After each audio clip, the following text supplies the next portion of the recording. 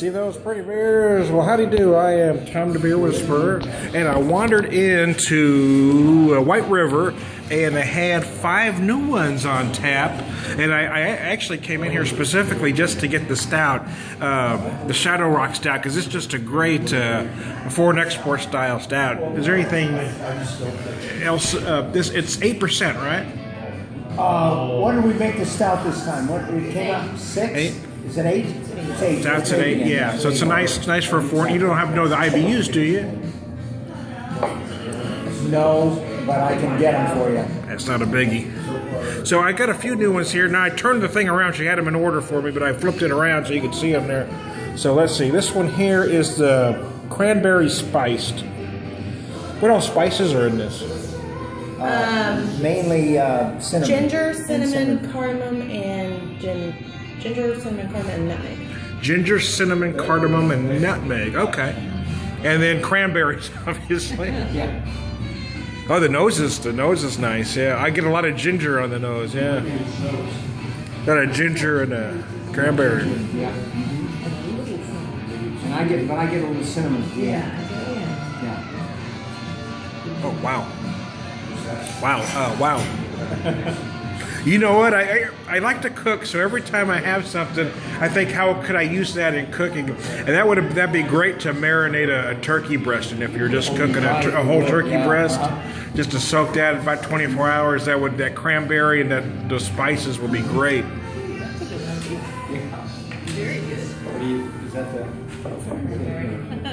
Holy cow, that's good. I'm not going to finish that because I want to move along here. Hibiscus.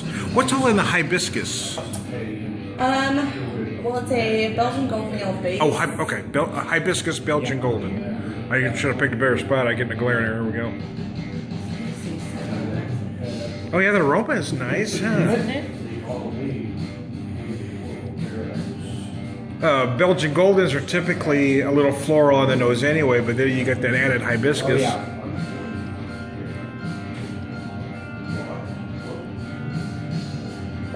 Oh, it's there's like some peppery notes. Almost a peppery note, yes. Yeah. That's what's getting my tongue. Some peppercorn notes. That's it. Yeah.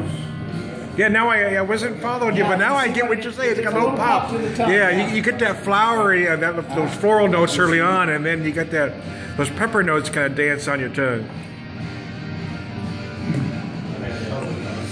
Okay, and now I'm thinking this with a pork roast, like a pork loin, to marinate a pork loin. That would be good. I agree. Everything's about food. Great. That's fine. I'm gonna try the Pilsner. I'm gonna jump to the Pilsner. Now you had you did a double Pilsner seasonal. Double Pilsner, yes. But this is just a regular 6% Pilsner. This is a 6% Pils. This is one you do for City Butcher. City Butcher, yeah, barbecue joint here in town. What? 30 IBUs on the stout. On the stout, okay.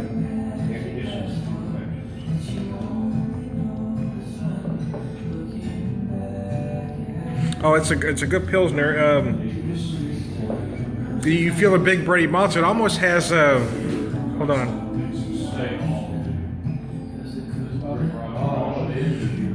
I don't know what yeast you're using in it, but it almost feels like somewhere between a traditional Pilsner and a Belgian Golden. It's almost got a kind of a Belgian kind of finish to it. More traditional Pilsner, but it's not the Belgian.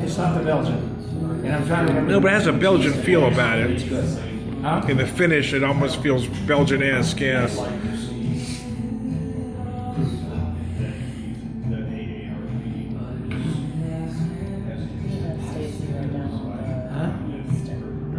Yeah, we need to get that down. I talked to him just the other day. I keep moving that camera in the wrong direction, getting it off in the darkness. There we go.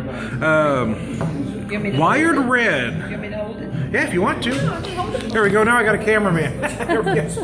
Wired Red. This is your Table Rock Red with espresso. It's got nice color. This is one of my favorite beers. Oh my gosh, that's all coffee on it. It's a big malty red.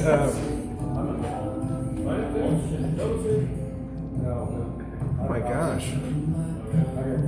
Boy, that nose is incredible, yeah. He's in love with him. I got tired. All I ever did is I take these legs and walk the But that's pretty good, yeah. You know, everybody's doing coffee stouts. Earlier this year, I had a coffee golden ale, which was interesting. But I've never had a red infused with coffee. That's nice. That's very nice. That you got all that big malt from the red that doesn't allow that coffee to be overpowering, but it's very noticeable.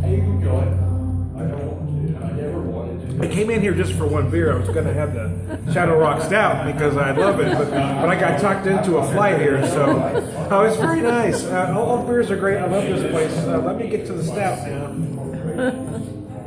I love a foreign export style stout, 8%, 30 IBUs.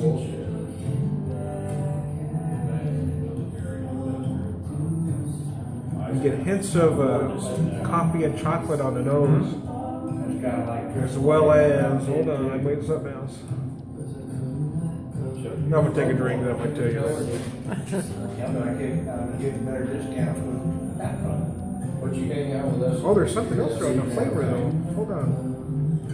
I say everybody is old, it's not about it. Okay, you do get some bits of dark chocolate. I'm getting some. The coffee seems subtle, but it's in there. But I'm getting almost little hints of anise in there. Is there any in it? Right there near the end. No. But sometimes the malts can. Yeah, malts will do that. It's got a chocolate. That could be malt. just me. But yeah, I am tasting some chocolate for sure. So here's my 5 beers. Thank you very much. From White River. I'm going to sit and enjoy the rest of them. I'm not going to drink them all in front of you. So there you go. Let's take a look one more time. I'm Tom the Beer Whisperer. We'll talk to you later. I do. I'm finished up this hibiscus, and I noticed some other things, so I wanted to add here. I finished my Pilsner. The Pilsner is nice. It's very clean. It's just a likable Pilsner. This Hibiscus Golden Ale is... I'm not typically a fan of beers like this, and this one is very nice. That was a good game. I mean, it was a good game. You do get those big floral notes, but I'm also getting some fruity notes in there. Hey, did you ever think about us being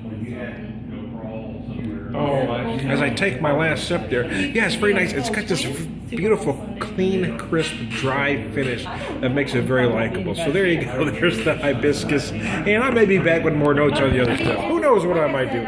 Even I never know what I'm going to do next. And I'm back. Did you miss me? Hey, I'm back with the Cranberry Spice because I've noticed some things different as I've let it warm just a touch. I'm feeling more of the cinnamon. Early on, I was feeling more of the ginger. And I realized I was so excited about trying all this stuff that I didn't mention the cranberries in this. And they are there. They are apparent. They are more subtle than you might expect. But you can't tell they're there. They don't necessarily make the beer tart, but they do really help with the finish. And that's where you really feel them the most, for me anyway, is right at the end.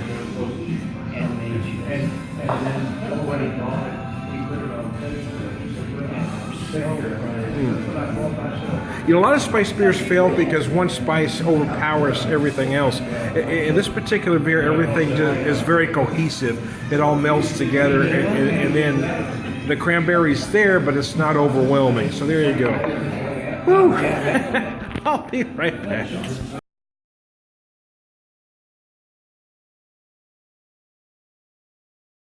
And I'm back. Coffee and chocolate. I've got the wired red. It's a big multi-red that they use espresso with. And early on, I was getting all coffee all the time. Now that I've let this sit warm a little bit, I'm feeling just nice hints of. I'm going to say dark chocolate on the nose. I'm going to say about a 70% dark on the nose. Yeah, it does have a chocolate. Good, it's not just me. I'm not losing my mind. It tasted right on. Yep. Got them both. Yeah, there's even chocolate on the flavor now I take a drink. Early on, I was tasting those big roasted malt notes and the coffee, but now you do feel those nice toasted malt red notes. Starts chocolate and then adds coffee. with the coffee and the chocolate. Yeah, you're exactly right. I'm talking with Buzz, the owner here. He says starts chocolate and ends coffee, and he's exactly right. Real chocolate.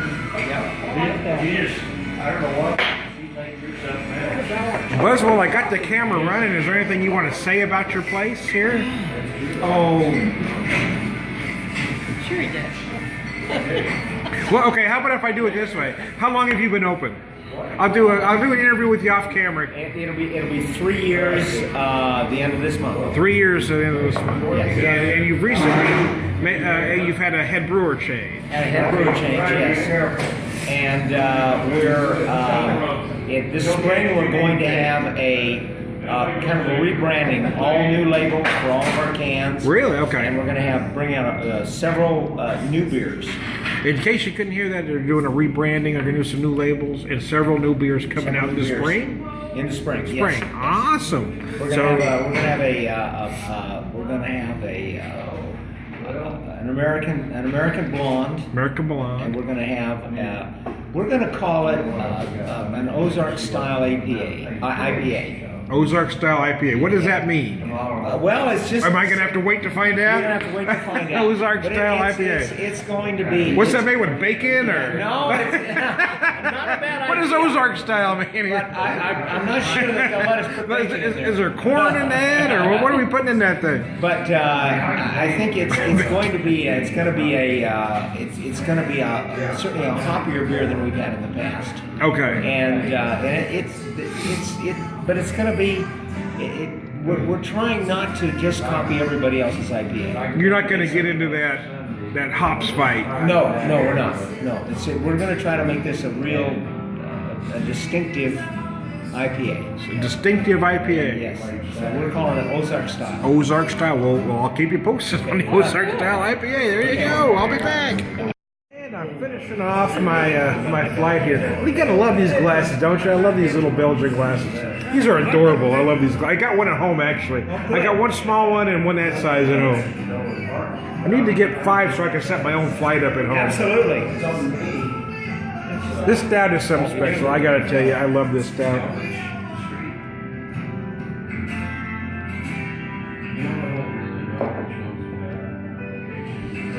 There's some coffee and chocolate in there. It's 8%, but it doesn't. It hides that well. It doesn't feel that big. The body, an 8% beer would typically be more to the heavy end. This one feels more medium because it's very easy to drink. There are slight hints of coffee with the chocolate. That's